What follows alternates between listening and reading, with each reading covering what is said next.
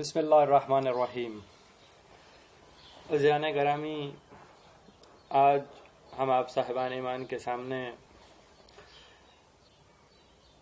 غلو کے حوالے سے گفتگو فرمائیں گے۔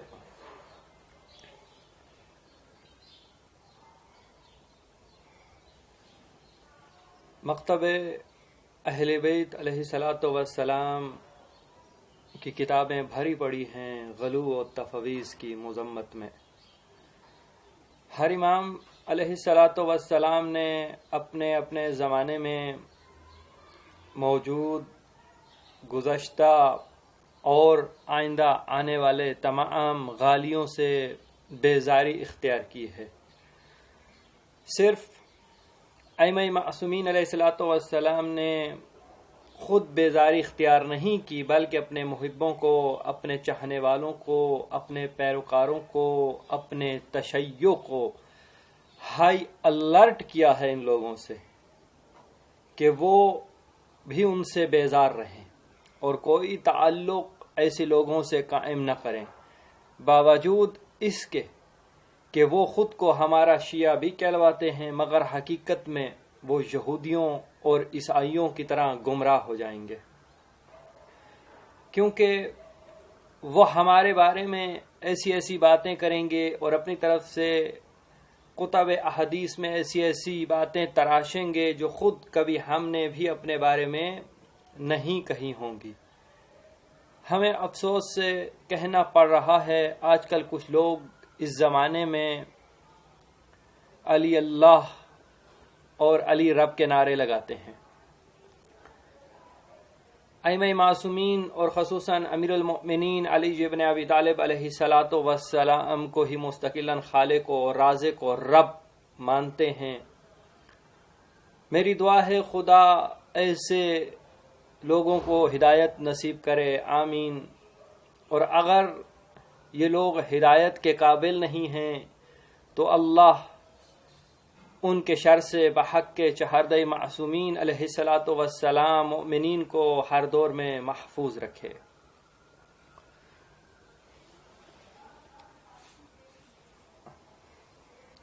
عزیزان گرامی، اس وقت میرے سامنے مشہور و معروف کتاب مشارق الانوار الیقین فی اسرار امیر المؤمنین تالیف ہے حافظ رجب البرسی الحلی۔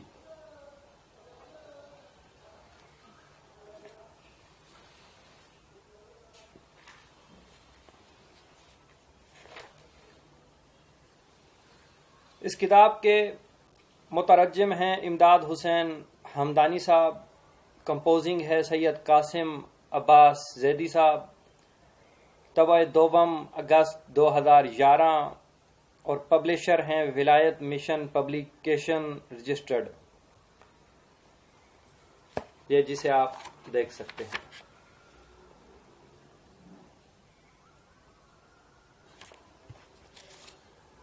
اس کتاب کے صفحہ نمبر 375 کے اوپر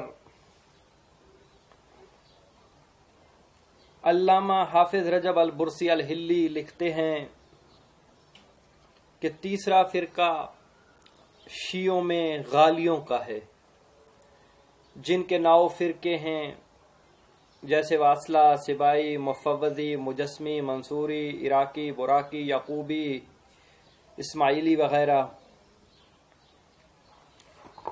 یہ آپ ملاحظہ فرما سکتے ہیں۔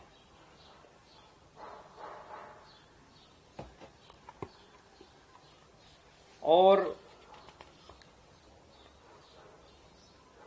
صفحے نمبر 377 کے اوپر، اس ہی کتاب مشارق الانوار کے صفحے نمبر 377 کے اوپر تحریر فرما رہے ہیں کہ فرقہ مفوضہ کی 10 شاخیں ہیں۔ فرقہ مفوضہ کو انہوں نے صفحے نمبر 375 کے اوپر غالیوں کے فرقوں میں سے شمار کیا ہے، اور صفحہ نمبر 377 کے اوپر درج ہے کہ فرقہ مفوضہ کی 10 شاخیں ہیں۔ فواتی جو فواد بن احنف کے ساتھی ہیں اور کہتے ہیں کہ اللہ نے خلق و امر و موت و حیات و رزق علی علیہ السلام اور ان کے بیٹوں میں جو ائمہ علیہ السلام ہیں ان کے حوالے کر رکھے ہیں. یہ آپ دیکھ سکتے ہیں صفحہ نمبر 377 کے اوپر.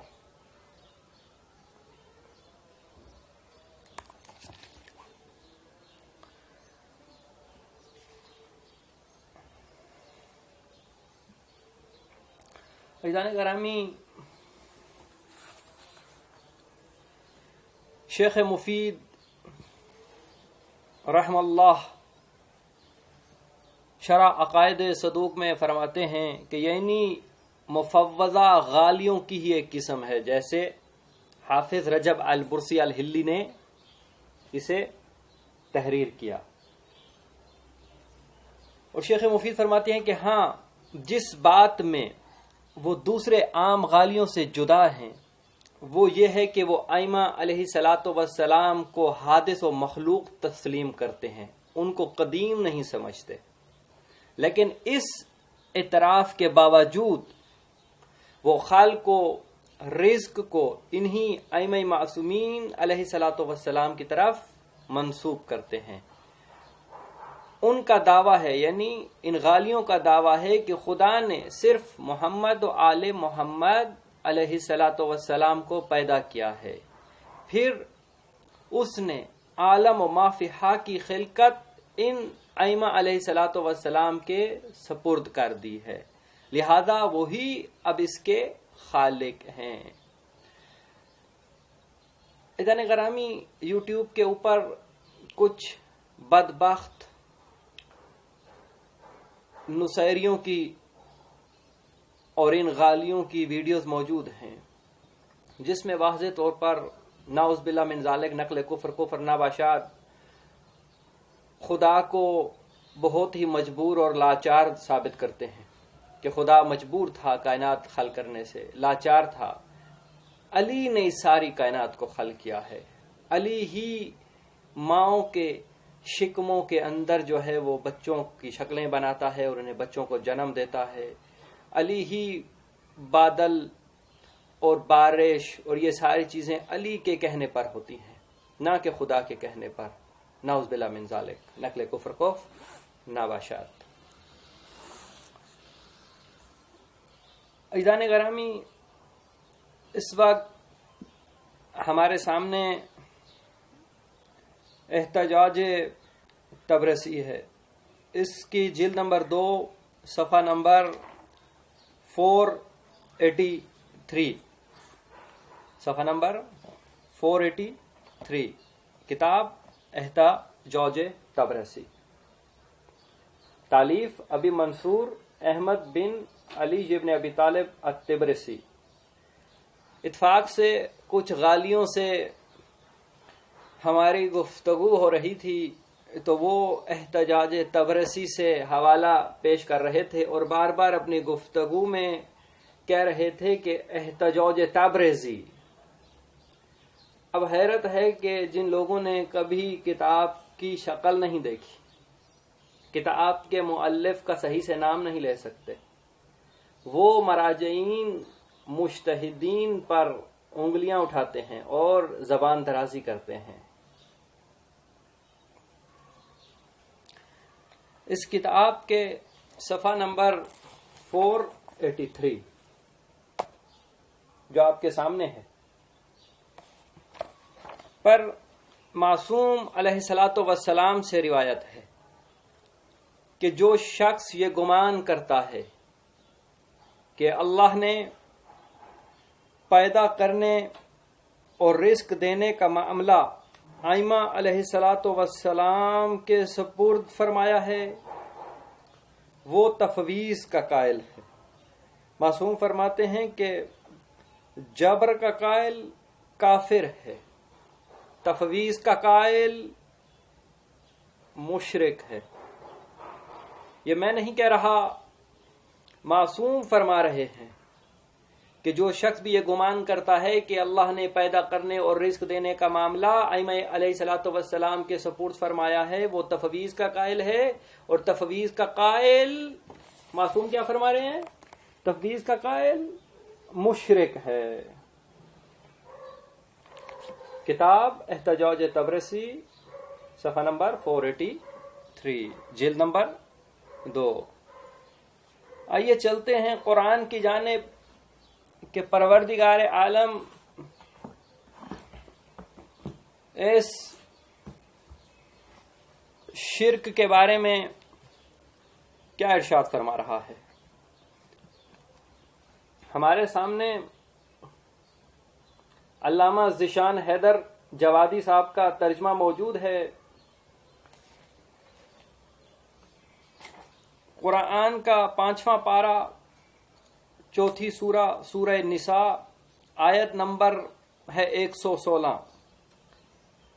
ارشاد رب العزت ہو رہا ہے، خدا اس بات کو معاف نہیں کر سکتا کہ اس کا شریک قرار دیا جائے، اللہ اکبر، اور اس کے علاوہ جس کو چاہے بخش سکتا ہے۔ یعنی پروردگار عالم شرک کے علاوہ ہر بات تو معاف کر سکتا ہے، ہر گناہ انسان کا معاف کر سکتا ہے، مگر وہ شرک کو ہرگز معاف نہیں کرے گا، اور جو خدا کا شریک قرار دے گا وہ گمراہی میں بہت دور تک چلا گیا ہے۔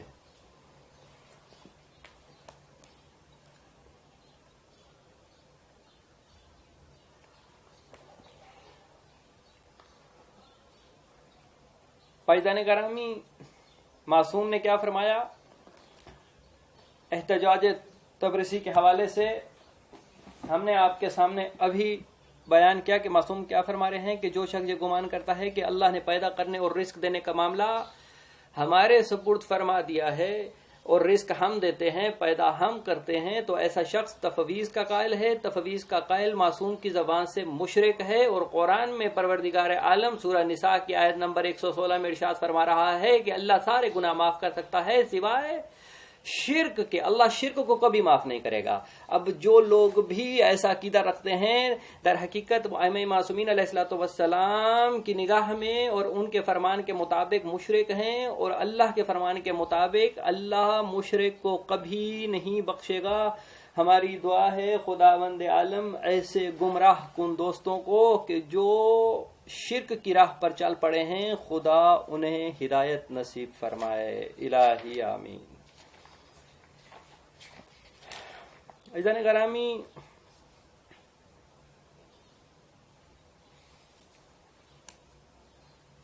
یاد رہے کہ لوگ بغیر سوچے سمجھے بس جو بھی روایت معصوم کے نام سے مل گئی، بغیر تحقیق کیے کہ صحیح ہے یا غلط، مانوان تسلیم کرنے پر تل جاتے ہیں۔ ٹھیک ہے، اب انہیں یہ بھی نہیں دیکھتے کہ کیا یہ معصوم نے واقعتاً ایسی فرمائی ہے حدیث یا نہیں، کیا یہ قرآن سے یا معصومین علیہ السلام کے دوسرے فرامین سے تضاد تو نہیں کر رہی حدیث روایت۔ بغیر اس کو دیکھے مانو ان بس اپنے نفس کی غلامی اور اپنے نفس کی خواہش کی خاطر اس کو تسلیم کر لیتے ہیں۔ ہمارے سامنے اس ٹائم شیخ طوسی کی مشہور و معروف کتاب رجال کشی ہے۔ رجال کشی تالیف ابی جعفر محمد بن حسن بن علی طوسی، اختیار معرفت الرجال المعروف بے رجال کشی۔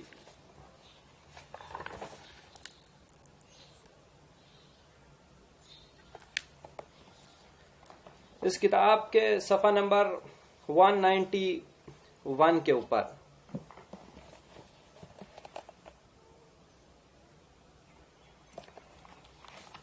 امام جعفر صادق علیہ الصلوۃ والسلام ارشاد فرما رہے ہیں، افسوس ہے ان لوگوں پر جو ہمارے اوپر افترا کرتے ہیں،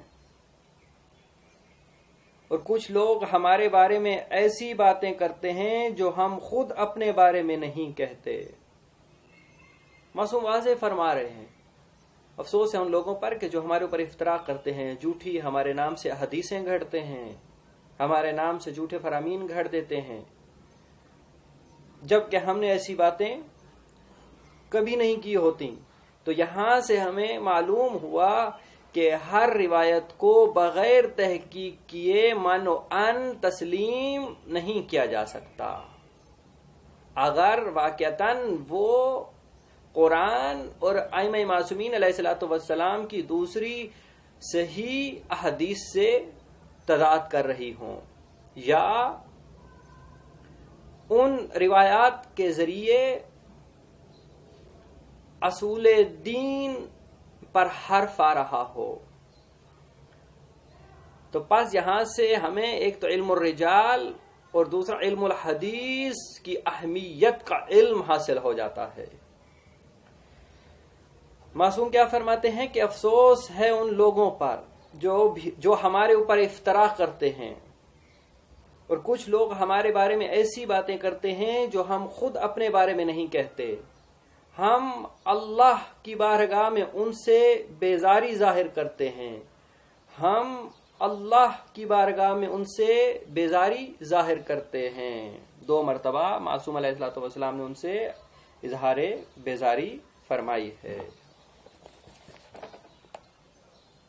کتاب رجال کشی، شیخ طوسی، صفحہ نمبر 191۔ عزیزان گرامی، اس وقت ہمارے ہاتھ میں ایک دوسری رجال کشی عمر بن عبد العزیز کشی کی ہے۔ بیروت سے یہ کتاب چھپی ہے۔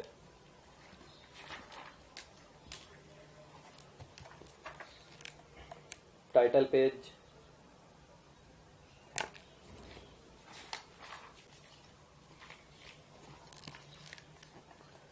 طبع اولا،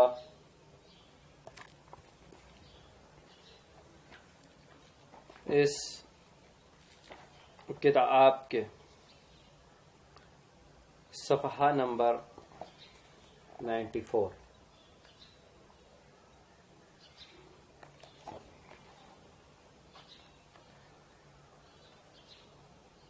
امام علیہ الصلوۃ والسلام ارشاد فرما رہے ہیں کہ ہمارے شیعہ کہلانے والوں میں سے بھی کچھ لوگ ہمارے متعلق وہی کچھ کہیں گے جو کچھ یہودیوں نے حضرت عزیر علیہ الصلوۃ والسلام کے بارے میں اور عیسائیوں نے عیسیٰ علیہ السلام کے بارے میں کہا تھا۔ یہاں تک تو بات صحیح ہو گئی، مگر اس سے اگلا جملہ معصومین علیہ الصلوۃ والسلام کا بڑا سخت ہے۔ معصوم فرماتے ہیں کہ ایسے لوگ نہ ہم سے ہیں اور نہ ہم ان سے ہیں، یعنی واضح طور پر ائمہ معصومین علیہ الصلوۃ والسلام نے ایسے لوگوں سے لا تعلقی کر دی ہے اس دنیا میں ہی۔ اب چاہے اگلا علی اللہ کے نعرے لگاتا رہے، علی رب کے نعرے لگاتا رہے، انہیں مستقلاً رازق و خالق اور رب مانتا رہے، کہتا رہے، تو یاد رکھ لے اگر وہ یہ تصور کرے کہ قیامت کے دن علی ایسوں کی شفاعت کریں گے، معصومین علیہ الصلوۃ والسلام ایسوں کی شفاعت کریں گے، تو یہ ان کی بھول ہے، کیونکہ ائمہ علیہ الصلوۃ والسلام نے اپنی زندگی میں ان سے لا تعلقی کر لی تھی اور واضح طور پر فرما دیا کہ یہ فلا ہم منا ولا نحن منہم، نہ یہ ہم سے ہیں اور نہ ہم ان سے ہیں، نہ ان کا ہمارے ساتھ کوئی تعلق ہے نہ ہمارا ان کے ساتھ کوئی تعلق اور واسطہ ہے۔ یہ بھی کیا عیسائیوں کی طرح ہیں، معصوم فرما رہے ہیں، میں نہیں فرما رہا، یہ جملے معصوم کے ہیں۔ عزیزان گرامی، اسی ہی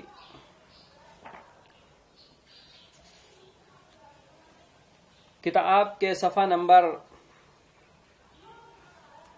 214 رجال کشی، صفحہ نمبر 214 کے اوپر روایت ہے کہ امام جعفر صادق علیہ السلام فرماتے ہیں، اللہ مغیرہ بن سعید پر لعنت کرے جو میرے بابا یعنی امام محمد باقر علیہ الصلوۃ والسلام پر جھوٹ بولتا تھا، یعنی ان کے نام سے جھوٹی حدیثیں گھڑتا تھا، اور اس ہی کتاب کے صفحہ نمبر 164 کے اوپر ارشاد ہو رہا ہے. صفحہ نمبر 164.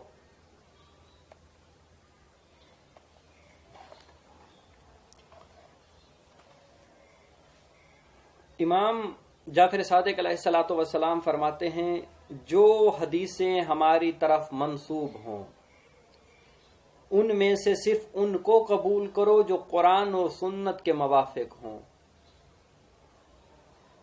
یا جن کی تائید میں ہماری سابقہ حدیثوں سے کوئی شاہد پاؤ. اب مثال دیتا ہوں. فطرس کا واقعہ بیان کیا جاتا ہے، بہت مشہور واقعہ ہے، اب سب جانتے ہیں.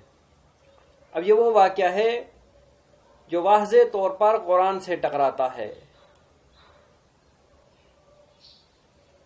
اس لحاظ سے معصوم کیا فرماتے ہیں کہ جو حدیثیں ہماری طرف منسوب ہوں ان میں سے صرف ان کو قبول کرو جو قرآن و سنت کے موافق ہوں. اب جو بھی قرآن اور سنت سے ٹکرائے وہ قابل قبول نہیں ہے. فطرس کا واقعہ بھی قرآن سے واضح طور پر ٹکرا رہا ہے، اس لیے وہ قول معصوم کے مطابق قابل قبول نہیں ہے. اور معصوم آگے کیا فرماتے ہیں؟ یا جن کی تائید میں ہمارے سابقہ حدیثوں سے کوئی شاہد پاؤ،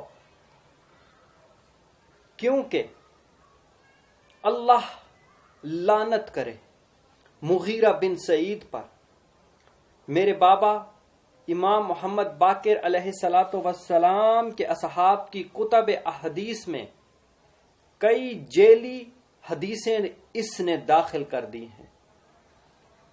اللہ اکبر. معصوم کیا فرما رہے ہیں؟ ابھی ائمہ علیہ الصلوۃ والسلام کا خود اپنا زمانہ چل رہا ہے، خود ائمہ علیہ الصلوۃ والسلام کی موجودگی میں ائمہ علیہ الصلوۃ والسلام کے اصحاب نے جو کتابیں لکھی تھیں، یہ ملعون وہ کتابیں حاصل کرتا تھا اور پھر اپنی طرف سے ائمہ علیہ الصلوۃ والسلام کے نام استعمال کر کر ان میں غلوب کی احادیثیں گھڑ لیا کرتا تھا، جس کی وجہ سے خود چھٹے معصوم نے اپنی زندگی میں اس کی مذمت کی ہے.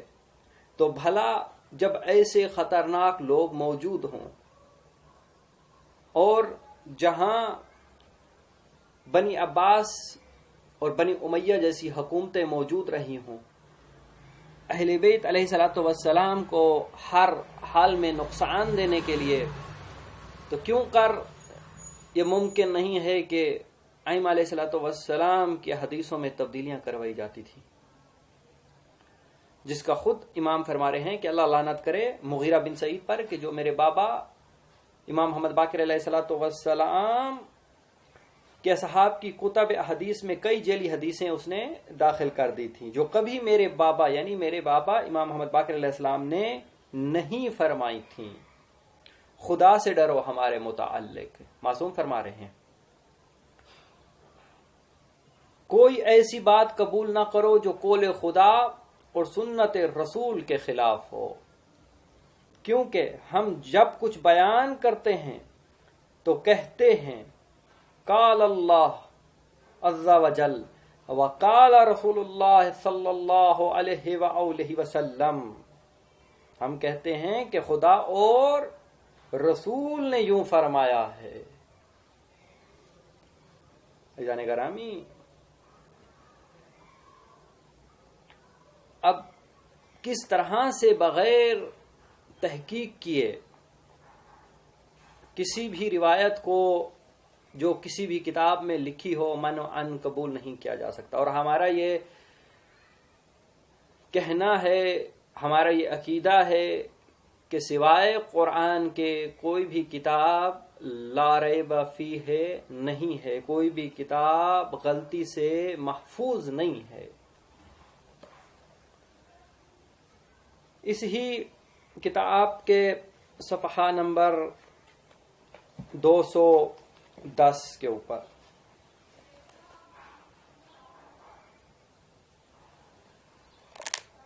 صفحہ نمبر 210 رجال کشی.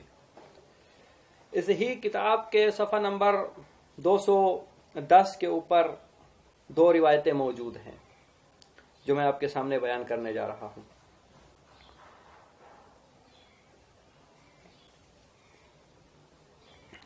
امام جعفر صادق علیہ الصلوۃ والسلام اپنے عظیم صحابی ابو بصیر سے فرماتے ہیں کہ یا ابا محمد، اے ابو محمد، ان لوگوں سے یعنی ان غالیوں سے بیزاری ظاہر کرو جو یہ گمان کرتے ہیں کہ ہم رب ہیں. اللہ اکبر. جو یہ گمان کرتے ہیں کہ معصوم کیا فرما رہے ہیں کہ ایسے لوگوں سے، یہ میں نے لائن کو انڈر لائن بھی کیا ہوا ہے اور میری جہاں پر انگلی موجود ہے یہ روایت موجود ہے یہاں پر. معصوم کیا فرما رہے ہیں کہ ابو بصیر، اے ابا محمد، ان لوگوں سے بیزاری ظاہر کرو جو یہ گمان کرتے ہیں کہ ہم رب ہیں. اب وہ لوگ اپنا مقام سوچ لیں کہ جو علی رب کے نعرے لگاتے ہیں، علی اللہ کے نعرے لگاتے ہیں یا یہ عقیدہ رکھتے ہیں. معصوم کیا فرما رہے ہیں کہ اے ابا محمد، اے ابا بصیر، ایسے لوگوں سے بیزاری ظاہر کرو، ان سے دوری اختیار کرو، ان سے لا تعلقی کرو. ان لوگوں سے ہمارا کوئی واسطہ نہیں ہے، نہ یہ ہم سے ہیں نہ ہم ان سے ہیں. بظاہر یہ خود کو ہمارے شیعہ کہلواتے ہوں گے مگر ہمارا ان سے، ایسے لوگوں سے کوئی تعلق نہیں ہے. تو ابو بصیر فرماتے ہیں میں نے عرض کیا اللہ ان سے بیزار ہو، اور ہم بھی ایسے لوگوں سے بیزاری کا اظہار کرتے ہیں کہ ایسے لوگوں کا مذہب تشیع سے کوئی تعلق نہیں، محمد وآل محمد علیہ الصلوۃ والسلام کے مکتب سے ایسے لوگوں کا کوئی تعلق نہیں ہے. اور اسی صفحے کے اوپر شروع میں ایک دوسری حدیث ہے، مفضل سے روایت ہے کہ ایک مرتبہ ابو عبداللہ علیہ الصلوۃ والسلام کی خدمت میں ابو الخطاب غالی اور بعض دوسرے غالیوں کا ذکر چھڑ گیا. تو امام علیہ السلام نے فرمایا اے مفضل، نہ ان کے پاس بیٹھو، نہ ان کے ہمراہ کھاؤ پیو، نہ ان کے ساتھ مصافحہ کرو، نہ ان کو وراثت میں شریک کرو. اللہ اکبر. معصوم کیا فرما رہے ہیں؟ اے مفضل، ان غالیوں کے ساتھ نہ اٹھو بیٹھو، نہ ان کے ساتھ کھاؤ پیو، نہ ان سے مصافحہ کرو، یعنی ہاتھ تک بھی نہ ملاؤ. معصوم پسند نہیں کرتے اس بات کو کہ کسی غالی سے ہاتھ ملایا جائے، اور نہ ان کو وراثت میں شریک کرو. اللہ اکبر. اتنی سخت احادیث ہونے کے باوجود بھی اگر انسان اپنی خواہش کا تابع ہو، ائمہ معصومین علیہ الصلوۃ والسلام کے فرامین کہ اس کے سامنے کوئی وقت نہ ہو، کوئی ویلیو نہ ہو، تو حیف ہے ایسے لوگوں پر. اور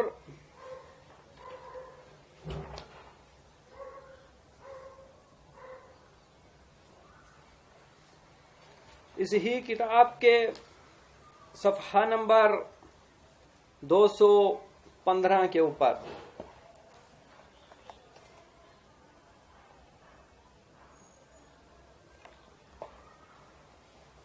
روایت موجود ہے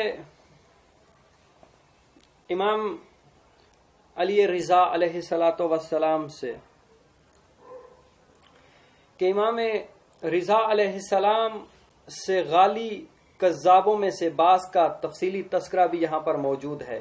جیسے امام علی رضا علیہ الصلوۃ والسلام فرماتے ہیں کہ بنان لعنت ہو اس پر امام سجاد علیہ الصلوۃ والسلام پر جھوٹ بولتا تھا. امام سجاد علیہ الصلوۃ والسلام کے نام سے جھوٹی حدیثیں گھڑا کرتا تھا.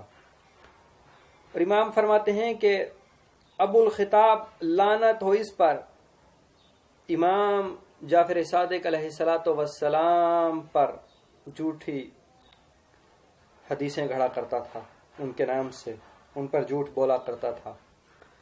اور مولا فرماتے ہیں کہ محمد بن بشیر پر لعنت ہو، امام موسی کاظم علیہ الصلوۃ والسلام یعنی میرے بابا پر جھوٹ بولا کرتا تھا۔ اور پھر آخر میں فرماتے ہیں کہ اور محمد بن فرعاد پر لعنت ہو، مجھ امام رضا علیہ الصلوۃ والسلام پر افطرا پردازی کرتا ہے۔ اللہ اکبر۔ واضح طور پر ہر دور میں، ہر زمانے میں ایسے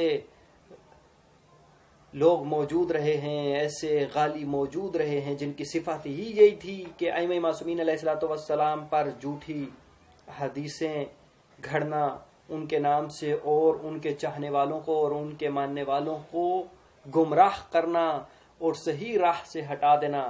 کیونکہ قرآن میں ہم پڑھتے ہیں کہ شیطان نے کہا تھا کہ میں مرتے دم تک تیرے بندوں کو گمراہ کرتا رہوں گا۔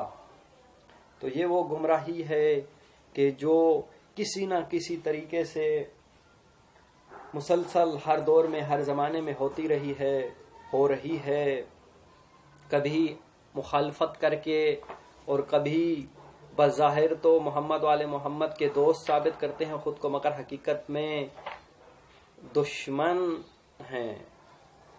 اور ایسے لوگوں سے ائمہ نے لا تعلقی اختیار کی ہے۔ اس وقت ہمارے سامنے مشہور و معروف کتاب تنقیح المقال موجود ہے، تنقیح المقال فی علم الرجال علامہ الجلیل ممکانی کی۔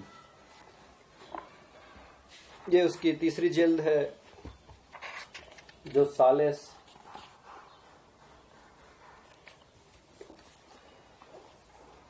اس کے صفحہ نمبر 236، کیونکہ بہت باریک لکھا ہوا ہے۔ صفحہ نمبر 236 کے اوپر لکھا ہے کہ امام فرماتے ہیں کہ اللہ لعنت کرے اس شخص پر جو ہمارے متعلق وہ بات کہے جو ہم خود اپنے متعلق نہیں کہتے۔ بہت توجہ، معصوم کیا فرماتے ہیں کہ اللہ لعنت کرے اس شخص پر جو ہمارے متعلق وہ بات کہے جو ہم خود اپنے متعلق نہیں کہتے۔ بس یہاں سے معلوم ہوا کہ جو بھی روایت جو ائمہ معصومین علیہ الصلوۃ والسلام کے نام سے بیان کی جائے بغیر کسی تحقیق کے کہ واقعتاً یہ معصوم کا فرمان ہے بھی کہ نہیں، یا کسی غالی نے اس کو اپنی جانب سے گھڑ کر معصوم کا نام تو اس میں شامل نہیں کر دیا، ان کے نام سے لوگوں میں، کتابوں میں پھیلا تو نہیں دی، کیا یہ غالیوں کی روایتیں تو نہیں ہیں؟ بغیر اس تحقیق کیے کہ واقعتاً حقیقتاً جو میں روایت بیان کرنے جا رہا ہوں یہ معصوم کی ہے یا نہیں، لوگوں میں بیان کرے، تو معصوم کیا فرماتے ہیں کہ اللہ لعنت کرے اس شخص پر۔ تو معصوم ایسے شخص پر لعنت کر رہے ہیں جو ہمارے متعلق وہ بات کہے جو ہم خود اپنے متعلق نہیں کہتے، اور آگے فرماتے ہیں کہ اور ہمیں اس خدا کی بندگی سے ہٹائے جس نے ہمیں پیدا کیا ہے، اور پھر ہم نے اس ہی کی طرف لوٹ کر جانا ہے، اور اسی کے قبضہ قدرت میں ہماری جان ہے۔ معصومین علیہ الصلوۃ والسلام تو واضح الفاظ میں فرما رہے ہیں،